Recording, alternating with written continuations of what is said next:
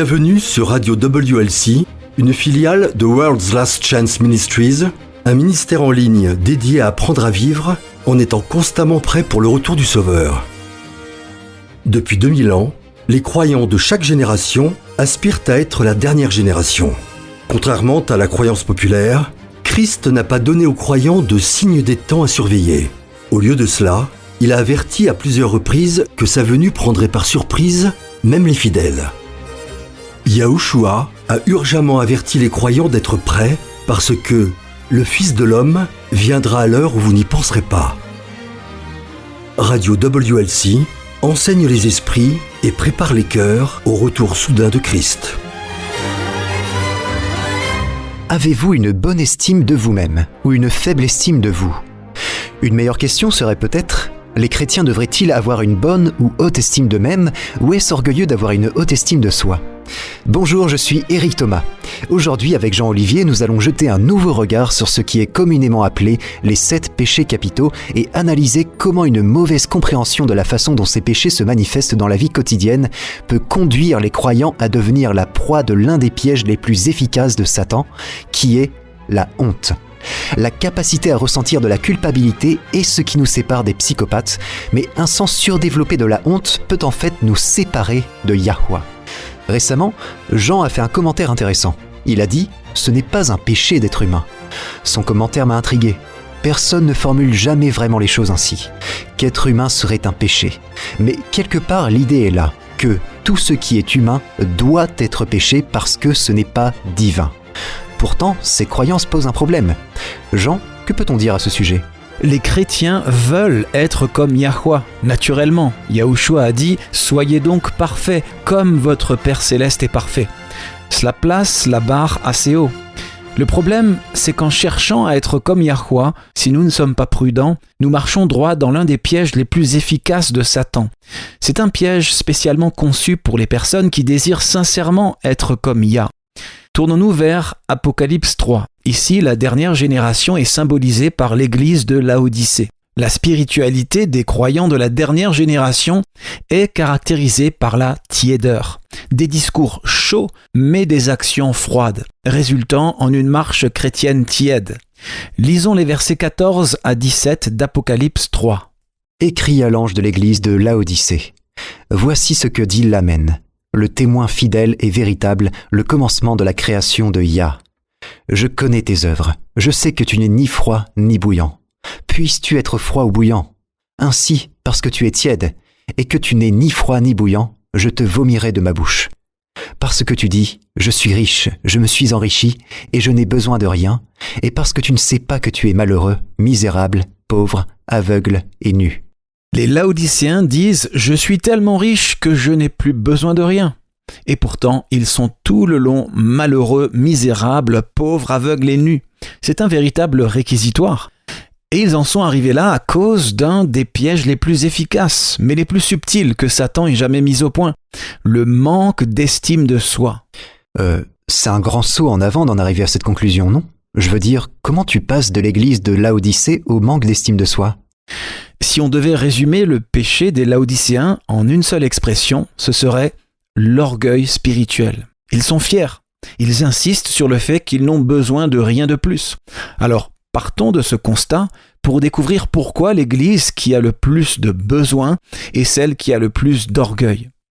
Quand j'avais environ 13 ans, il y a eu un nouveau dans ma classe. Je l'appellerai Gérald. Ce n'est pas son nom, mais nous allons l'appeler Gérald. Gérald était le garçon le plus insupportable que j'avais jamais rencontré à ce stade. La principale raison pour laquelle les autres enfants ne l'aimaient pas non plus, c'était qu'il se vantait constamment de tout. Que ce soit du métier de son père, des vacances de famille ou de la note obtenue à un contrôle écrit, il se vantait constamment. Honnêtement, à l'époque, je ne pouvais pas le supporter. Un soir, au dîner, je me plaignais de lui et ma mère a dit quelque chose qui m'a donné une perspective différente. Elle m'a dit « On dirait qu'il n'a pas confiance en lui ». Je ne l'avais pas vu sous cet angle, mais en y réfléchissant et en l'observant, je me suis rendu compte qu'elle avait raison. Des années plus tard, j'ai découvert que le père de Gérald était violent, physiquement, que sa mère était violente verbalement et alcoolique, et que Gérald avait effectivement une très faible estime de lui-même. Toutes ces vantardises, c'était pour se sentir mieux dans sa peau. J'ai remarqué la même chose. Parfois, les personnes les plus insupportables sont celles qui manquent le plus de confiance en elles et qui ont le moins d'estime de soi. Et c'est cette dynamique qui explique pourquoi les chrétiens les plus dévots et les plus conservateurs sont souvent ceux qui sont les plus critiques, cherchant la faute, jugeant les autres, que vous puissiez rencontrer. Ils savent que Yah est parfait, ils l'aiment et veulent lui ressembler. Mais dans leurs efforts pour devenir comme lui, ils glissent très subtilement dans le salut par les œuvres. Si un régime alimentaire sain est bon, alors un régime végétarien est meilleur.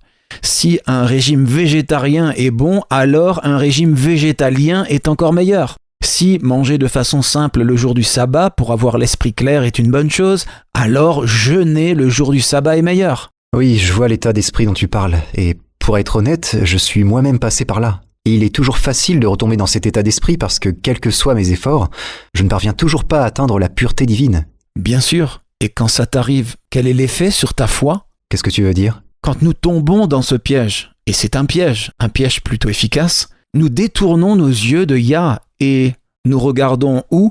Nous regardons vers nous-mêmes. C'est exact.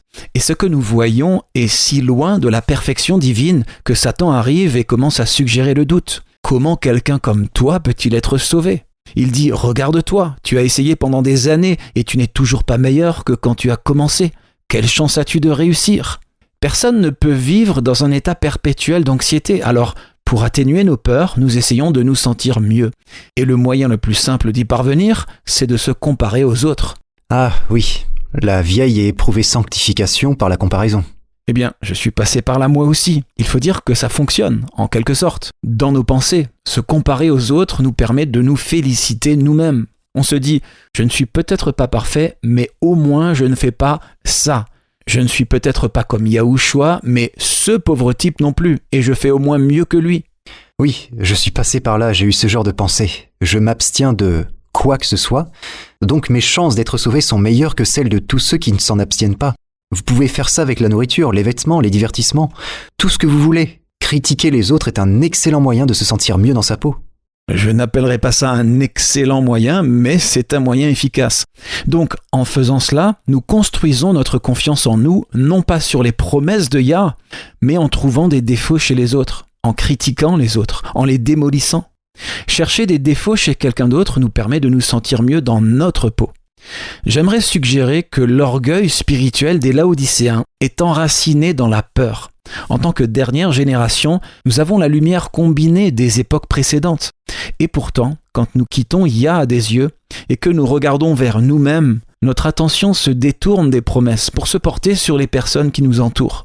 Au lieu de saisir les promesses par la foi, nous nous accrochons à un sentiment de valeur artificiellement gonflé en nous comparant aux autres et en les trouvant insuffisants.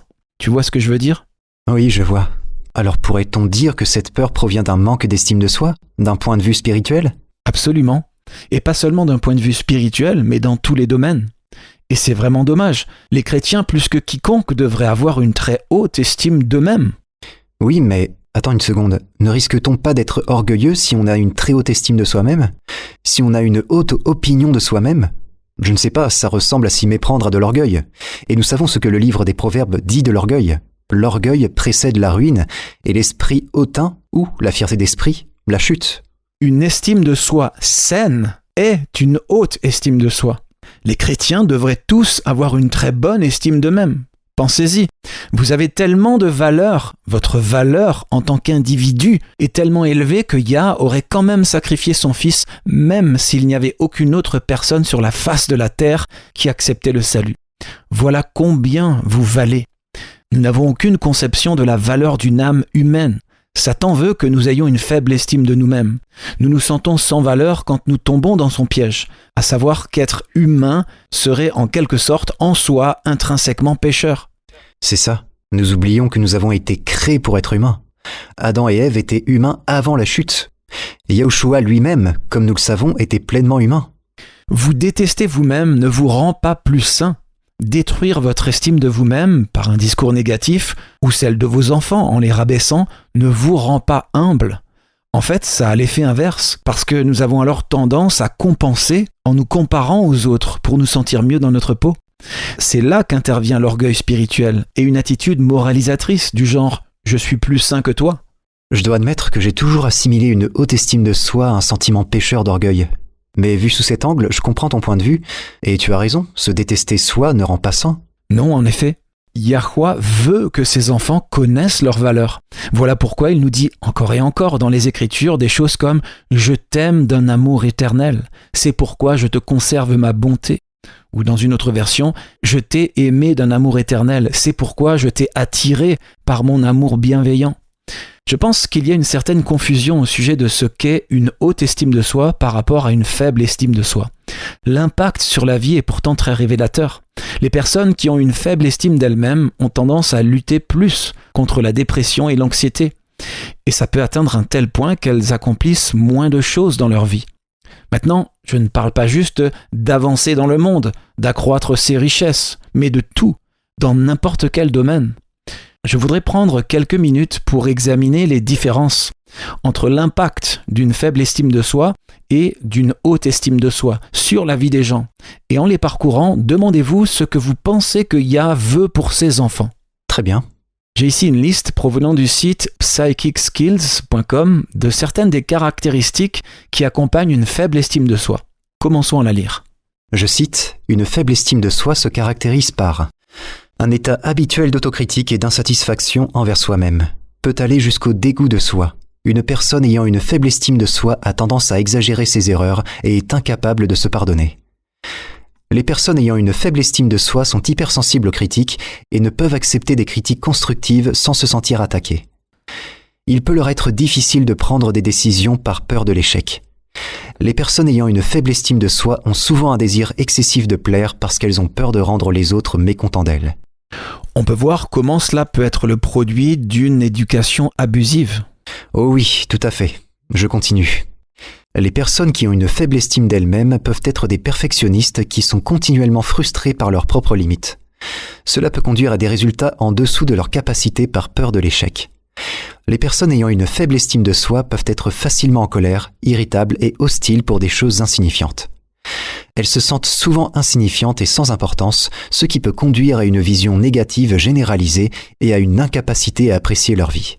Maintenant, laisse-moi te poser une question. Est-ce que quoi que ce soit de cette liste ressemble à quelque chose que Yahweh veut pour son peuple ? Pas du tout. Très bien. Voyons maintenant une liste des caractéristiques des personnes qui ont une haute estime d'elles-mêmes. Allons-y, lisons-la. Je cite, « Les personnes qui ont une estime positive d'elles-mêmes croient en des valeurs et des principes fermement établis. Elles sont capables de défendre et d'affirmer leurs croyances et leurs valeurs, même face à l'opposition. Si, après avoir appris quelque chose de nouveau, l'ancienne valeur ne convient plus, les personnes ayant une estime de soi positive n'ont pas de difficulté à modifier leurs croyances. » Vous voyez en quoi le fait d'avoir cela comme partie intégrante de votre caractère, ce qui est le résultat d'une bonne estime de soi, est un trait de caractère souhaitable pour les croyants. Absolument. Quelle est la suite ?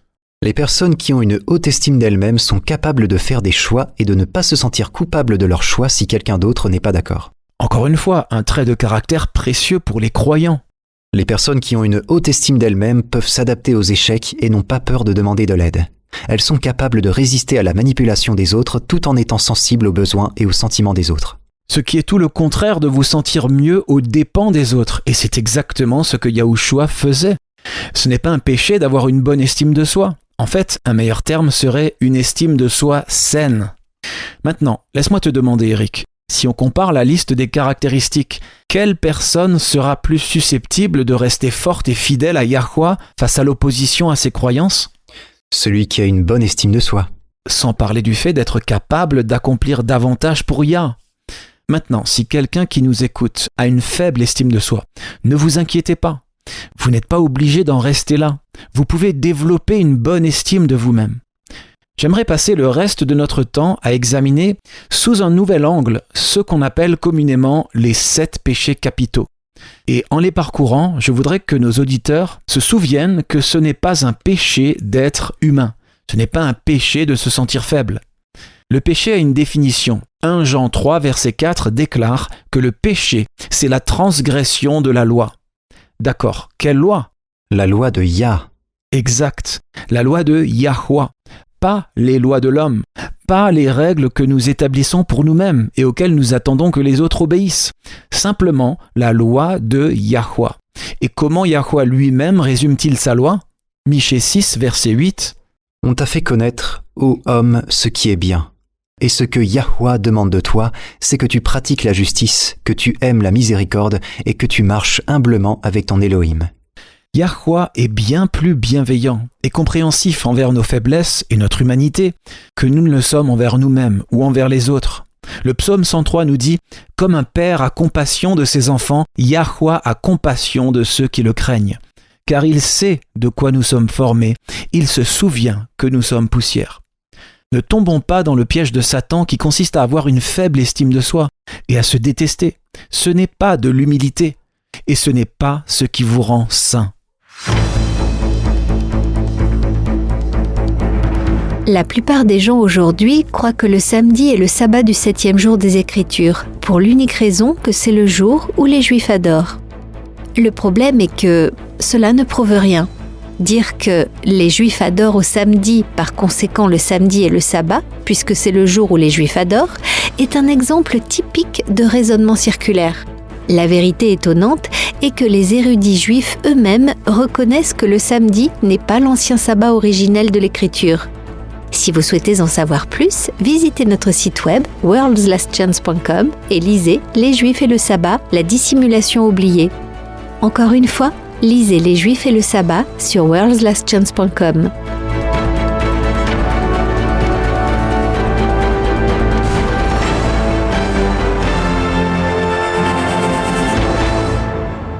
Alors, quels sont les 7 péchés capitaux ?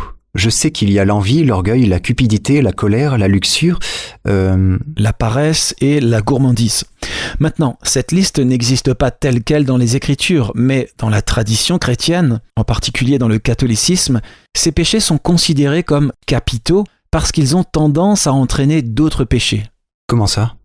Eh bien, par exemple, le péché de luxure, ou désir impur, immodéré, débauche, contraire à la loi, peut conduire à des pensées impures qui, à leur tour, peuvent conduire à l'immoralité sexuelle. L'immoralité peut se manifester dans la vie de plusieurs façons, que ce soit en regardant du porno ou en commettant l'adultère ou la fornication. Oui, les catholiques n'appellent-ils pas les pensées impures un péché véniel et l'adultère un péché mortel ? C'est une manière de classifier les différents péchés.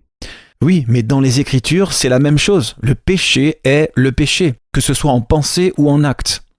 Dans la tradition chrétienne, les 7 péchés capitaux, la luxure, l'orgueil, l'envie, la cupidité, la gourmandise, la paresse et la colère, sont considérés comme des prédispositions au péché qui mènent à la séparation d'avec Yah. Mais ils peuvent être surmontés grâce à 7 vertus de dévotion.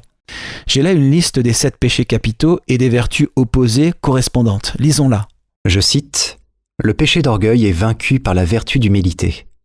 Le contraire de l'avarice est la charité. Le contraire de la luxure est la chasteté, c'est-à-dire s'abstenir de tout plaisir illicite. L'envie est surmontée par la gratitude. La gourmandise est équilibrée par la tempérance. La colère par la patience et la paresse par la diligence. » Passons-les en revue. J'aimerais qu'on y jette un nouveau regard parce que, dans notre désir sincère d'être comme Yah, nous déformons parfois ce qui est bon en quelque chose d'extrême. Si un peu c'est bien, plus c'est mieux. C'est du moins ce que nous pouvons avoir tendance à penser, ou comment nous pouvons avoir tendance à agir. Le problème, c'est que ça devient une pente glissante, qui mène tout droit au salut par les œuvres, sans même qu'on s'en rende compte. Et le salut par les œuvres, c'est difficile. Il n'y a pas de joie.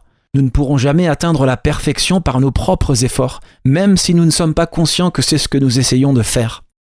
Et puis bien sûr, pour nous sentir mieux, nous nous tournons vers les autres qui ne respectent pas nos règles strictes et artificielles, nos règles humaines. Nous allons à l'extrême et nous sommes fiers de notre extrémisme. Au fond, c'est exactement ce que faisaient les pharisiens. Exactement. En fait, lisons un passage qui illustre cela. Passons à Matthieu 23. C'était tout près de la fin du ministère de Christ et il faisait une dernière tentative pour atteindre les cœurs des pharisiens. Mais comme les Laodicéens des temps modernes, ils étaient fiers de leur mode de vie abstinent, s'estimant supérieurs aux autres et regardant de haut, jugeant et critiquant tous ceux qui ne se conformaient pas à leurs règles et à leurs traditions humaines. Matthieu 23, quel verset ? Lisons les versets 23 et 24, qu'est-il dit ? « Malheur à vous, spécialistes de la loi et pharisiens hypocrites. Parce que vous versez la dîme de la menthe, de la nette et du cumin, et que vous laissez ce qu'il y a de plus important dans la loi, la justice, la bonté et la fidélité. C'est cela qu'il fallait pratiquer sans négliger le reste. Conducteurs aveugles, vous filtrez vos boissons pour éliminer le moucheron, mais vous avalez le chameau. Avez-vous remarqué combien de fois l'ancien Israël a été en rébellion contre le ciel, mais qu'après la captivité babylonienne, il semble qu'il ne l'était plus comme avant ? C'est comme si la captivité babylonienne les avait guéris d'une recherche effrénée d'autres dieux. Mais Satan était toujours là pour les faire basculer dans l'autre extrême. Les pharisiens, les traditionalistes de leur époque, ont décidé que si la prospérité d'Israël dépendait de l'observation de la loi de Yah, alors par tout moyen, ils allaient édicter tellement de règles qu'il serait impossible, littéralement impossible, d'enfreindre la loi divine, en apparence du moins. Un peu comme la pratique des sabbatariens du samedi qui croient que le sabbat commence au coucher du soleil. Mais ils ne commencent pas réellement leur observance au coucher du soleil. Au lieu de cela, ils commencent 30 minutes plus tôt pour garder les portes du sabbat. C'est ça. Vous déterminez quelle est la règle générale, puis vous la complétez ou la renforcez avec toutes ces autres petites règles et interprétations pour qu'il devienne en apparence impossible d'enfreindre la loi. C'était en quelque sorte une façon de respecter la lettre de la loi tout en enfreignant l'esprit de la loi. Oui, j'allais dire, c'est très éloigné de « on t'a fait connaître, ô homme, ce qui est bien ». Et ce que Yahweh demande de toi, c'est que tu pratiques la justice, que tu aimes la miséricorde et que tu marches humblement avec ton Elohim. Eh bien, encore une fois, le salut par les œuvres, c'est difficile. Alors on critique les autres pour ressentir un sentiment d'autosatisfaction et de supériorité qu'on n'obtient pas quand on accepte simplement le don du salut par la foi. Ok, passons-les en revue. Quel est le premier ? L'orgueil. Très bien. Nous avons l'impression qu'une bonne estime de soi est synonyme d'orgueil. Mais il y a une grande différence entre un travail bien fait et la vanité.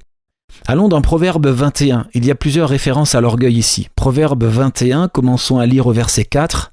« Des regards hautains et un cœur qui s'enfle, cette lampe des méchants, ce n'est que péché. » Ou dans une autre version, « Les yeux élevés et le cœur enflé sont la lampe des méchants, ce n'est que péché. » L'orgueil, la vantardise et l'arrogance sont très éloignés de la satisfaction qu'on peut tirer d'un accomplissement. Comme on l'a vu dans les caractéristiques de ceux qui ont une faible estime de soi par rapport à ceux qui ont une bonne estime de soi, les personnes qui ont une saine estime de soi sont bien plus susceptibles d'être plus productives dans la vie. C'est ce qui est dit au verset suivant. Lisons le verset 5. « Les projets de l'homme diligent ne mènent qu'à l'abondance, mais celui qui agit avec précipitation n'arrive qu'à la disette ou la pauvreté. » Ne laissez pas Satan tordre vos croyances à l'extrême. Non, nous ne devons pas être vaniteux et arrogants, mais nous ne devons pas non plus aller à l'autre extrême et être remplis de haine de soi. Ce n'est pas de l'humilité. Vous n'avez pas besoin de détruire votre estime de vous-même pour être un bon chrétien. Vous n'avez pas besoin de démolir verbalement vos enfants pour en faire des chrétiens dévoués et humbles. Comme nous l'avons vu, les personnes qui ont une saine estime d'elles-mêmes non seulement accomplissent plus de choses, mais elles ont aussi plus à donner aux autres. Nous avons toutes les raisons de connaître et de comprendre notre valeur. Après tout, chaque âme humaine est si précieuse que Yah a mis en place le plan de la rédemption pour nous sauver. Très bien, quel est le suivant ? L'envie. Ok, voyons ce qu'est l'envie. La vertu opposée correspondante, c'est ? La gratitude. Oui, la gratitude. Comme nous l'avons déjà dit, une attitude de gratitude est essentielle à notre santé spirituelle. Paul a dit aux Thessaloniciens « Rendez grâce en toutes choses, car c'est à votre égard la volonté de Yahweh en Yahushua Christ. » J'aime ce que tu as dit auparavant, que quand nous sommes reconnaissants, l'œil de la foi s'ouvre pour voir des possibilités que nous aurions autrement manquées. Exactement. Donc oui, sans aucun doute, la gratitude est importante. Et oui, l'envie est un péché. Mais encore une fois, ne laissez pas Satan pousser cela à l'extrême. Lisons la définition du mot « envie » dans le dictionnaire, pour que nous ayons cela à l'esprit. L'envie. Je cite « douleur ». Douleur ? Continue à lire.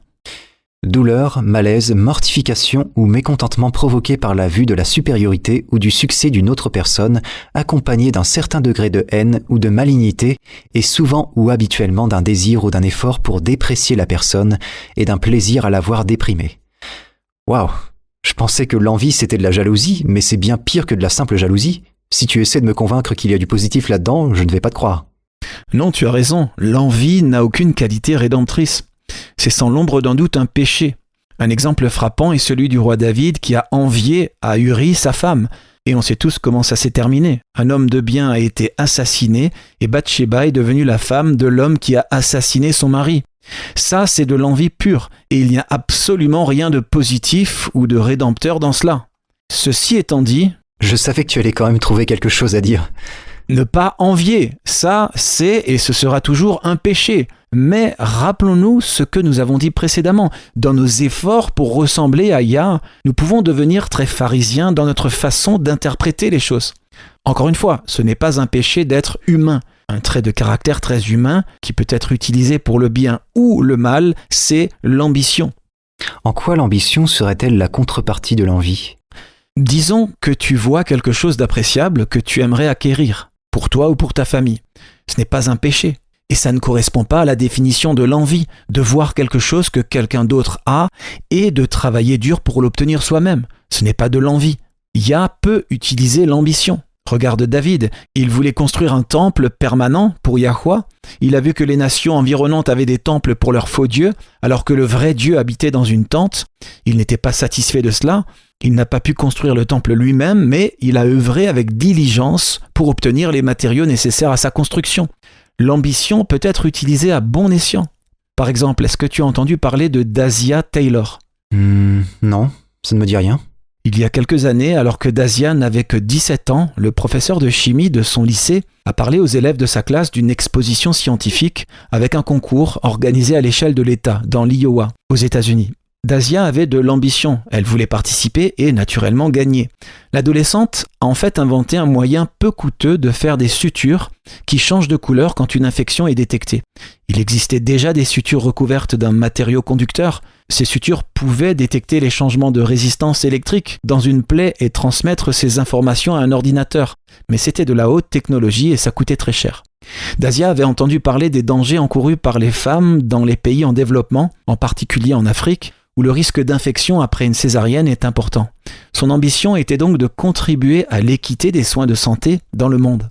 En utilisant du jus de betterave, elle a mis au point un moyen pour les sutures de révéler la présence ou non d'une infection dans une plaie. Surprenant. Encore une fois, ce n'est pas un péché et ce n'est pas de l'envie que de vouloir quelque chose de plus que ce qu'on a actuellement et de travailler pour ça. Dans le cas de Dasia, des soins de santé équitables pour les femmes dans les pays en développement. Un autre exemple en ce qui concerne notre ministère WLC. Quand WLC a été fondé, c'était d'abord un petit site web avec quelques articles. Au fil du temps, il s'est développé en ajoutant des vidéos, des cours en ligne dans plus de 30 langues différentes. Et maintenant des programmes radio dans 9 langues. C'est vraiment un projet mondial avec des personnes dans plusieurs pays qui contribuent par leurs efforts à la diffusion de la vérité. Maintenant, si le fondateur n'avait pas eu une vision de ce qu'il voulait accomplir, rien de tout cela ne serait arrivé. Bien sûr, l'envie est un péché, mais l'ambition, ce n'est pas forcément de l'envie. Et si nous devenons pharisiens et décidons arbitrairement que l'ambition, c'est trop proche de l'envie, et que ce serait donc un péché, nous nous privons nous-mêmes et le monde qui nous entoure, et même Yah, du bien qu'on pourrait faire, simplement en voulant quelque chose de plus et en travaillant dur pour l'obtenir ou l'accomplir. Je vois ce que tu veux dire. En fait, il m'est arrivé de rencontrer des croyants qui n'avaient aucune ambition. Ils pensent que c'est inutile parce que pourquoi commencer quelque chose si Yahushua revient dans quelques années ? Mais c'est là un autre extrême. Ce qui prive les autres du bien qu'ils pourraient faire au bénéfice des autres. Maintenant, parlons de la cupidité ou l'avarice. La cupidité est, je cite, un désir égoïste et excessif d'avoir plus de quelque chose, comme de l'argent, que ce dont on a besoin. Je ne vois pas comment il peut exister une forme positive de cupidité. Tu as raison. Il n'y a rien de bon dans le désir égoïste et excessif d'obtenir plus de quelque chose que ce dont nous avons besoin. Mais nous ne parlons pas de ça. Nous parlons des extrêmes pharisaïques, c'est-à-dire de tenter de faire culpabiliser les gens d'avoir simplement des émotions humaines, des besoins et des désirs humains. Est-ce que tu as entendu parler de Bronson Alcott ? Non, ça ne me dit rien. C'était un réformateur du 19e siècle, une figure majeure de ce qu'on a appelé les transcendantalistes à cette époque. L'une de ses filles, Louisa May Alcott, est devenue auteure. Apparemment, Bronson avait un tempérament aimable et une vision positive des choses. C'était un rêveur qui imaginait un monde plus doux et plus aimable et, selon son entourage, était généreux, toujours prêt à partager avec ceux qui étaient dans le besoin. Donc, tout le contraire de l'avarice. Oui, mais le contraire de l'avarice n'est pas automatiquement sain. ni même un trait de caractère positif. Alcott et sa femme devaient subvenir aux besoins de 4 enfants. Mais il ne le faisait pas vraiment. Il comptait sur la générosité de ses amis et même de son beau-père pour leur donner de l'argent, si bien que la famille luttait constamment contre la pauvreté. Il était certes très généreux, mais souvent au détriment de sa propre famille. Par exemple, une fois, sa famille n'avait plus rien à manger. Madame Alcott avait prié toute la journée pour obtenir de la nourriture et du bois de chauffage. Il y a différents récits. Peut-être que ça s'est produit plus d'une fois. Mais le récit que j'ai lu dit que, dans l'après-midi, quelqu'un a apporté de la nourriture et du bois de chauffage pour la famille. Une réponse à la prière. C'est ce que Madame Alcott a supposé. Elle a dû sortir brièvement avant de commencer à préparer le dîner, et quand elle est revenue, elle a découvert que pendant son absence, son mari avait donné tout ce qu'il venait de recevoir. Sérieux ? Oui, tout avait disparu. Bien sûr, Madame Alcott était très contrariée. Naturellement. Ils avaient 4 jeunes bouches affamées à nourrir et ils venaient de tout donner, sans avoir d'argent pour acheter d'autres provisions. Monsieur Alcott n'était pas inquiet. Il était sûr que leur manque serait comblé et, aussi étonnant que ça puisse paraître, c'est ce qui s'est passé. Quelqu'un d'autre a apporté de la nourriture et la famille a pu dîner ce soir-là. Waouh ! Tu connais le dicton « être généreux à l'excès » ? Voilà comment était Bronson Alcott. Mais ce que je veux dire, c'est que Yah n'attend pas ça de nous. Oui, nous devons être généreux. Oui, nous devons aider les autres. Mais ça ne nous rend pas égoïstes ou avares de donner la priorité aux besoins de notre propre famille. Passons à 1 Timothée 5, verset 8. Lisons ce que Paul a à dire à ce sujet. « Si quelqu'un n'a pas soin des siens, et principalement de ceux de sa famille, il a renié la foi et il est pire qu'un infidèle. » Waouh, ça c'est une déclaration. Encore une fois, ce n'est pas un péché de s'occuper en priorité de sa propre famille. En fait, nous sommes censés le faire. Et ce n'est pas de l'avidité. Donc, ce que j'entends que tu dis, c'est qu'il faut trouver un équilibre en toute chose. Exactement. Les pharisiens étaient des extrémistes. Le fait d'être extrémiste ne vous rend pas plus saint. L'extrémisme conduit à l'orgueil spirituel, et ça ne sauve personne.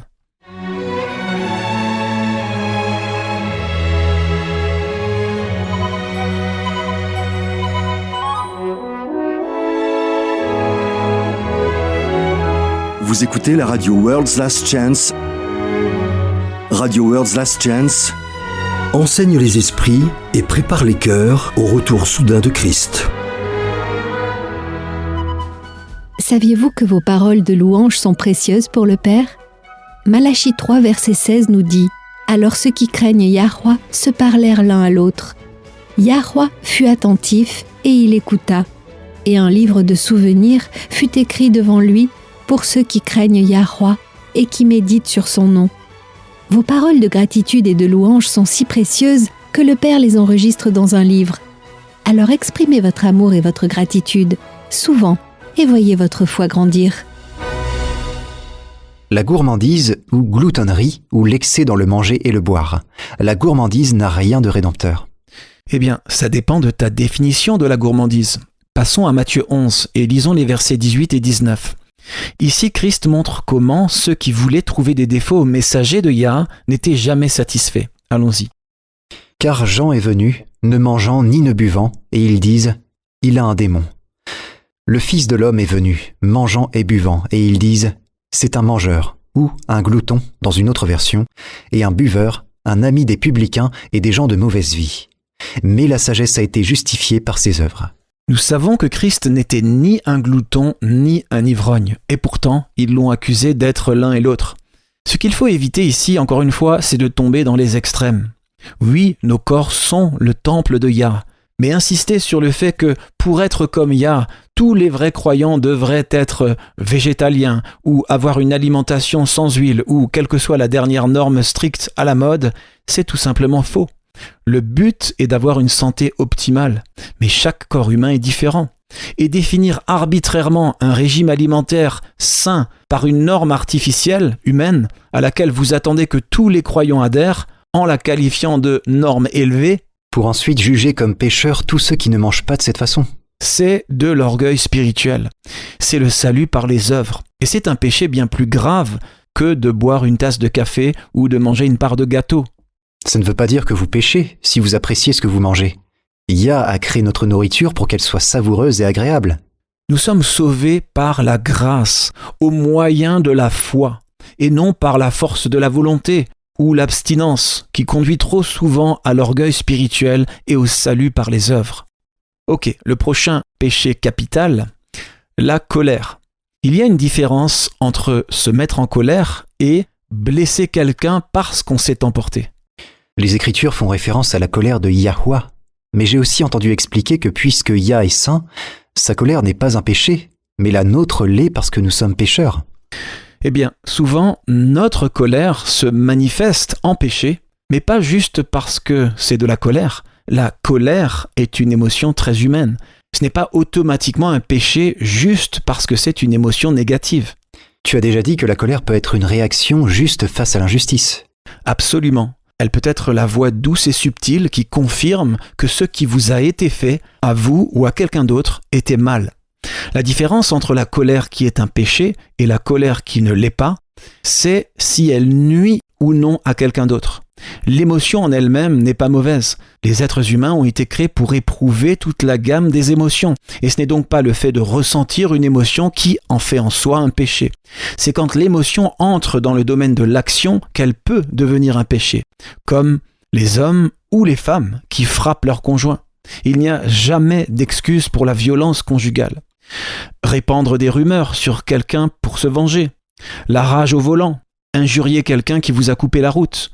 Voilà des exemples de colère qui font du mal à quelqu'un d'autre. C'est péché. Mais le simple fait d'être humain et d'expérimenter toute la gamme des émotions humaines, ce n'est pas un péché. D'accord, mais comment concilier ça avec ce que Christ a dit à propos de tendre l'autre joue ? Il a dit « Mais moi je vous dis, ne résistez pas au mal. Mais si quelqu'un te frappe sur la joue droite, présente-lui aussi l'autre. » Tu as dit que la colère peut être une réaction juste à l'injustice, mais Christ semble dire que nous ne devrions avoir aucune réaction, même pas l'émotion de la colère. Tu as dit plutôt que la vertu qui annule la colère, c'est la patience. Si nous avons la patience de tendre l'autre joue, qu'est-ce que ça signifie pour les croyants d'un point de vue pratique ? Est-ce que nous sommes censés supporter les abus, rester dans une mauvaise situation, continuer à travailler pour un patron qui nous trompe, ou quelle que soit la situation ? J'apprécie que tu poses la question. C'est un domaine où il y a beaucoup de confusion. Nous avons l'idée que pour vraiment ressembler à Christ, nous devrions simplement supporter les abus, quelle que soit la façon dont ils se manifestent dans nos vies. Mais est-ce que c'est ce que Yahushua a fait ? Oui. Eh bien, voyons voir. Passons à Jean 7 et lisons le verset 1. Après cela, Yahushua parcourait la Galilée, car il ne voulait pas séjourner en Judée, parce que les Juifs cherchaient à le faire mourir. En Judée, les Juifs étaient tellement en colère qu'ils voulaient tuer Yahushua. Et quiconque a lu les évangiles sait qu'ils ont même essayé de le faire à plusieurs reprises. Donc, qu'est-ce qu'il a fait ? Est-ce qu'il est resté là parce que, après tout, il était venu pour mourir de toute façon ? Non. Non. Il s'est retiré de la situation. Il n'a pas attaqué ses agresseurs. Il n'a pas cherché à se venger, mais il est parti. Et nous pouvons le faire aussi. Ok, parlons maintenant de la luxure. Ce que je vais dire ne sera peut-être pas très populaire. En fait, je peux dire d'emblée que ça va aller à l'encontre de ce que certains de nos auditeurs croient. Alors je veux juste dire que si vous vous sentez contrarié par ce que j'ai à dire, je vous invite à retourner aux Écritures. Voyez les principes et les paroles de Christ et la façon dont il traitait les gens. D'accord. L'attitude pharisienne avec laquelle nous luttons encore aujourd'hui était de respecter la lettre de la loi tout en écartant totalement l'esprit de la loi. De cette façon, vous pouviez vous dire à quel point vous étiez supérieur aux autres tout en continuant à vous livrer au péché ou du moins à vous trouver des excuses pour continuer à pécher. Ce n'est nulle part plus évident que dans le péché de luxure. Voyons ce que Yahushua avait à dire sur la luxure. Passons à Matthieu 5 et lisons les versets 27 à 30. Vous avez appris qu'il a été dit « Tu ne commettras point d'adultère ». Mais moi, je vous dis que quiconque regarde une femme pour la convoiter a déjà commis un adultère avec elle dans son cœur. Si ton œil droit est pour toi une occasion de chute, arrache-le et jette-le loin de toi. Car il est avantageux pour toi qu'un seul de tes membres périsse, et que ton corps entier ne soit pas jeté dans la géhenne. Et si ta main droite est pour toi une occasion de chute, coupe-la et jette-la loin de toi. Car il est avantageux pour toi qu'un seul de tes membres périsse, et que ton corps entier n'aille pas dans la géhenne. Quiconque est père d'une fille est touché personnellement par ce sujet. Aucun père ne veut qu'un homme convoite ses filles. Je comprends. Mais ici, probablement plus que dans tout autre péché dit capital, les croyants sont devenus pharisiens. Nous avons voulu nous considérer comme saints, Mais nous avons complètement manqué ou oblitéré l'esprit de la loi en ce qui concerne la luxure. Comment ça? Quand les pharisiens voulaient s'assurer qu'ils n'enfreignaient pas la loi divine, qu'est-ce qu'ils faisaient? Eh bien, ils créaient une multitude de règles artificielles, humaines, n'est-ce pas? Ils pensaient qu'en respectant toutes ces petites règles, ils seraient sûrs de ne pas enfreindre la loi divine. Eh bien, c'est un peu ce que nous avons fait avec le péché de luxure. Oh, la luxure est un péché? Ok. Alors couvrez toutes les femmes. Veillez bien à ce qu'elles soient toutes extrêmement pudiques et nous ne pourrons pas les convoiter. C'est l'attitude qui prévaut dans toutes les religions abrahamiques. La responsabilité a tendance à être placée sur les femmes de tous âges, d'empêcher les hommes de les convoiter. Ce qui passe un peu à côté de l'essentiel des paroles de Christ. Es-tu en train de dire que tu ne penses pas qu'il soit nécessaire pour les croyants d'être modestes? Parce que je vais te dire tout de suite que je ne suis pas d'accord avec ça. Absolument pas. La modestie est un principe important par lequel le peuple de Yah doit vivre. Elle distingue les croyants du monde. Et ça doit être le cas. Nos corps sont le temple de Yah, et pour le traiter avec respect, comme pour montrer du respect à notre Créateur, nous respectons le principe de modestie. Très bien. Je me demandais où tu voulais en venir. La modestie est un principe qui a été établi en Éden. Passons à Genèse 3 et lisons le verset 7. Quelle a été la première chose qu'Adam et Ève ont faite après avoir réalisé que leur péché avait des conséquences? Les yeux de l'un et de l'autre s'ouvrirent. Ils connurent qu'ils étaient nus, et ayant cousu des feuilles de figuier, ils s'en firent des ceintures. Maintenant, je ne sais pas à quel point leurs tentatives de coudre des feuilles de figuier ont été efficaces, mais ça ne devait pas être très réussi parce que Yah lui-même a remplacé leurs vêtements de feuilles. Lisons le verset 21, qu'est-il dit? Yahweh Elohim fit à Adam et à sa femme des habits de peau, et il les en revêtit. Yahweh a fait des vêtements de cuir pour Adam et Ève. Avant la chute, ils étaient nus, mais après la chute, ils ont ressenti de la honte et ont tous deux cherché à se couvrir. Maintenant, le fait que Yah ait fait des vêtements pour eux deux m'amène à un point que je pense beaucoup de croyants modernes négligent, à savoir que les hommes ont autant de responsabilités que les femmes en matière de pudeur. Nous avons tendance à penser aux femmes quand nous pensons aux vêtements pudiques, mais les hommes peuvent aussi être impudiques. Yah a créé des vêtements pour Ève et Adam, pas seulement pour Ève. Ça nous permet de savoir que la pudeur des vêtements est un principe qui s'applique aussi aux hommes.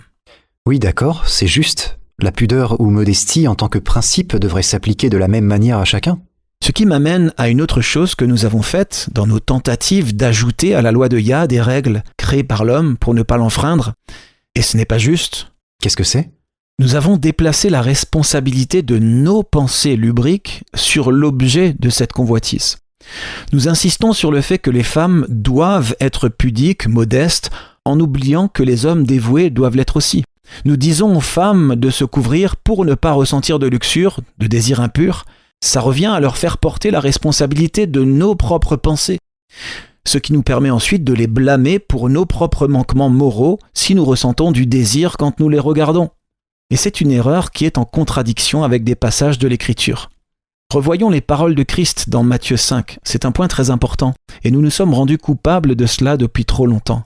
Matthieu 5, versets 27 à 30. Vous avez appris qu'il a été dit « Tu ne commettras point d'adultère ». Mais moi, je vous dis que quiconque regarde une femme pour la convoiter a déjà commis un adultère avec elle dans son cœur. Voilà le principe. Si vous regardez quelqu'un, homme ou femme, et que vous convoitez cette personne dans votre cœur, vous avez déjà commis l'adultère dans votre cœur. C'est tout. Ce qui s'est passé, c'est que nous avons eu tendance à rendre les femmes responsables de notre propre convoitise. Nous disons aux femmes, et même aux filles, qu'elles doivent s'habiller de manière à ne pas nous distraire ou nous tenter. Ce n'est pas ce que Yahushua a dit, et il y avait beaucoup de femmes dans la foule ce jour-là qui l'écoutaient. Il n'a pas suggéré que les femmes étaient à blâmer si un homme les regardait avec convoitise. Maintenant, n'allez pas plus loin que ce que je dis en réalité. Je crois vraiment que les croyants, hommes et femmes, doivent se distinguer par leur apparence et leur comportement. Les hommes, comme les femmes, devraient honorer Yah en portant des vêtements modestes. Mais faire porter à quelqu'un d'autre la responsabilité de ses propres pensées lubriques, non, c'est une erreur. C'est rejeter la responsabilité de notre convoitise sur l'objet de notre convoitise, et c'est une erreur. Ce n'est pas ce que Christ a dit. Qu'est-ce qu'il a dit au verset suivant? Si ton œil droit est pour toi une occasion de chute, arrache-le et jette-le loin de toi, car il est avantageux pour toi qu'un seul de tes membres périsse et que ton corps entier ne soit pas jeté dans la géhenne. Et si ta main droite est pour toi une occasion de chute, coupe-la et jette-la loin de toi, car il est avantageux pour toi qu'un seul de tes membres périsse et que ton corps entier n'aille pas dans la géhenne. Nulle part, Yahushua ne laisse entendre que l'objet que vous convoitez partage une part égale, totale, voire un pourcentage de la responsabilité de votre convoitise. C'est un piège que Satan a développé parce que s'il peut nous amener à rejeter la responsabilité sur quelqu'un d'autre, alors nous n'assumons pas la responsabilité de notre propre péché. Si nous pouvons blâmer quelqu'un d'autre, nous n'allons pas abandonner nos pensées à Yah pour qu'il les purifie. Oui, c'est toujours plus facile de blâmer quelqu'un d'autre que de se tenir responsable de ses propres péchés, n'est-ce pas? Bien sûr, mais c'est de la paresse spirituelle. C'est un problème sérieux. Combien de fois Yahushua a-t-il suggéré à une personne de s'arracher un œil ou de se couper une main pour ne pas pécher? Je pense que c'est la seule fois. C'est dire à quel point il voulait que ses auditeurs prennent ses paroles au sérieux. Il y a un autre problème dominant avec la convoitise, c'est que quand nous avons des désirs impurs envers une personne, nous la réduisons d'un homme ou d'une femme créé à l'image de Yah à rien de plus qu'un objet. En les sexualisant, nous les réduisons à l'état d'objet. Et quand nous faisons ça, la responsabilité est sur nous, peu importe comment ils sont habillés. Oui, les enfants de Yah, femmes et hommes, doivent s'habiller modestement. C'est une évidence. Mais Christ traitait tous ceux qui venaient à lui avec dignité et respect. Savais-tu que l'une des raisons pour lesquelles les disciples avaient des préjugés à l'égard de la femme syrophénicienne, c'était que, selon les normes israélites, elle était habillée de façon impudique? Ah bon? Oui, aucune femme israélite digne de ce nom n'allait porter des corsages serrés et des manches courtes comme les phéniciennes. C'était impudique. Et pourtant, Christ ne l'a pas reluqué. Il ne lui a pas manqué de respect, même si les disciples lui ont demandé de la renvoyer. Il l'a traitée avec dignité et bonté et a accédé à sa demande. Alors, si nous voulons être comme Yahushua, en tant que croyants, nous serons modestes. Mais en même temps, dans un monde rempli de personnes qui ne sont pas modestes, nous les traiterons avec la même bienveillance, la même compassion et la même courtoisie, sans jugement, que Yahushua. Et nous ne tiendrons certainement pas les autres pour responsables de nos propres échecs et péchés. Nous ne blâmerons pas les femmes de tout âge pour les pensées lubriques d'un homme. Nous prendrons nos responsabilités pour nous-mêmes et ne mettrons pas sur la fille ou la femme la responsabilité d'empêcher les hommes d'avoir des pensées impures. Christ a gardé la responsabilité à sa place et les croyants devraient en faire autant. Il n'est plus question de rejeter la responsabilité de notre propre convoitise sur quelqu'un d'autre. Voilà ce qui est une erreur. Ok, le dernier des 7 péchés capitaux, la paresse. C'est un problème auquel beaucoup de gens sont confrontés. Non pas qu'ils soient paresseux, mais ils se sentent coupables s'ils ne travaillent pas dur en permanence. Prendre soin de soi n'est pas de la paresse. Yahushua a dit que nous devons être le sel de la terre, mais si le sel perd sa saveur, est-ce qu'il peut encore être utilisé?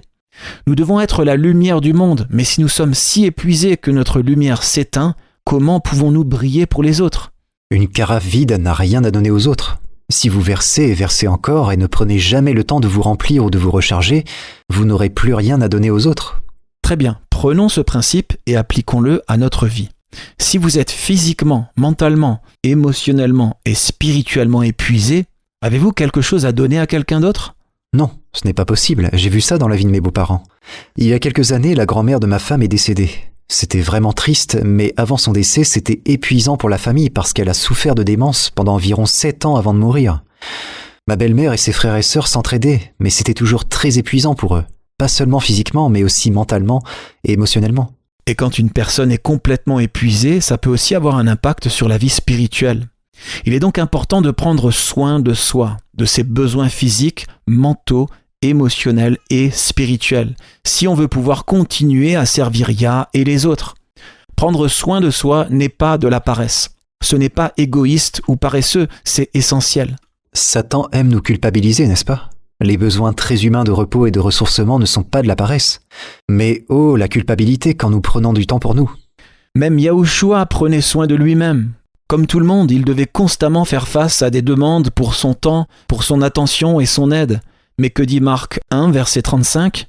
Vers le matin, pendant qu'il faisait encore très sombre, il se leva et sortit pour aller dans un lieu désert où il pria. Il y avait encore des gens qui avaient besoin de lui. Il y avait encore des gens qui avaient des maladies. Mais Yahushua savait que la source de sa force était le Père. Donc, prendre du temps pour lui-même, pour reconstituer ses réserves physiques et spirituelles, n'était pas de la paresse ou un péché. Et ce n'est pas le cas quand nous le faisons nous aussi. Ne laissez pas Satan vous piéger en vous faisant porter le fardeau de la culpabilité pour le simple fait d'être humain. Ne tombez pas dans le piège pharisien qui consiste à inventer des règles artificielles, des règles humaines, et à se sentir coupable de les enfreindre. Voilà comment Satan nous remplit de honte et nous éloigne de Yah.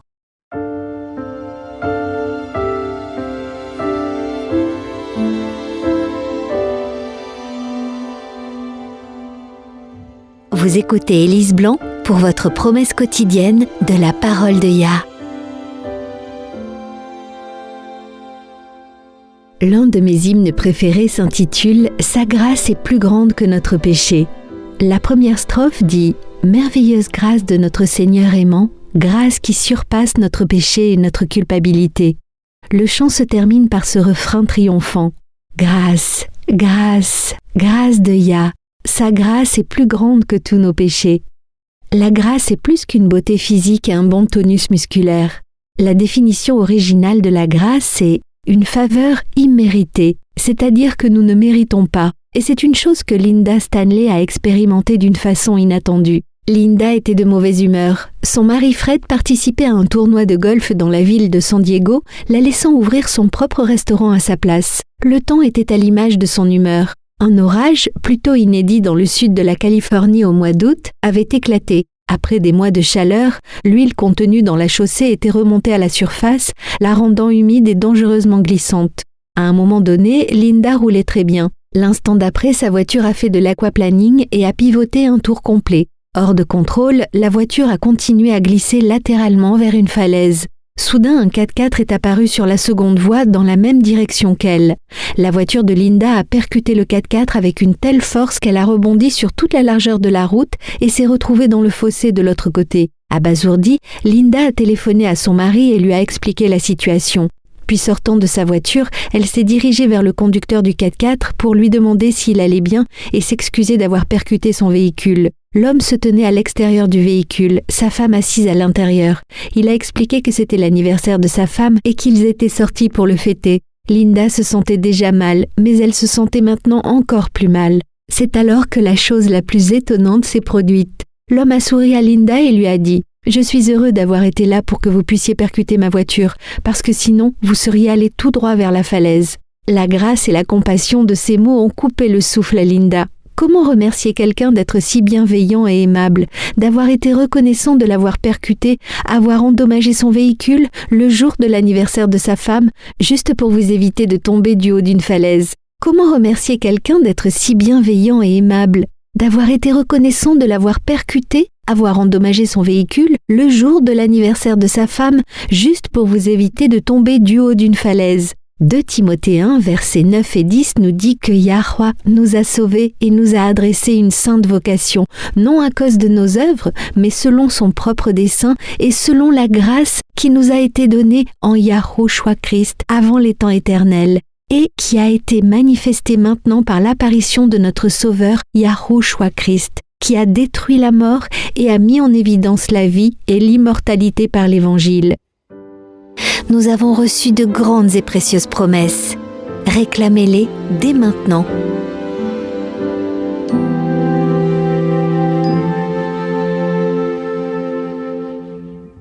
Tu nous as donné beaucoup à réfléchir, beaucoup à penser et à contempler. J'aime la façon dont tu te concentres sur les principes. Comme David le dit, « Je vois des bornes à tout ce qui est parfait. Tes commandements n'ont point de limite. » Ou dans une autre version, « J'ai vu des bornes à tout ce qu'il y a de parfait. Ton commandement est d'une immense étendue. » Il y a juste une chose dont je ne suis pas sûr. Qu'en est-il de l'avertissement de Paul selon lequel nous ne devons pas être une pierre d'achoppement pour les autres?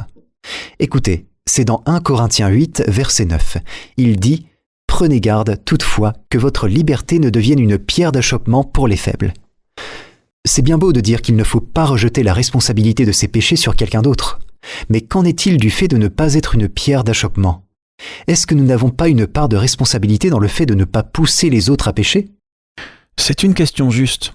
Il y a en fait un certain nombre d'endroits dans les Écritures où il nous est dit de ne pas être une pierre d'achoppement. Si on avait plus de temps, on pourrait les lire tous. Pour l'instant, il nous suffira de lire Ésaïe 57, verset 14.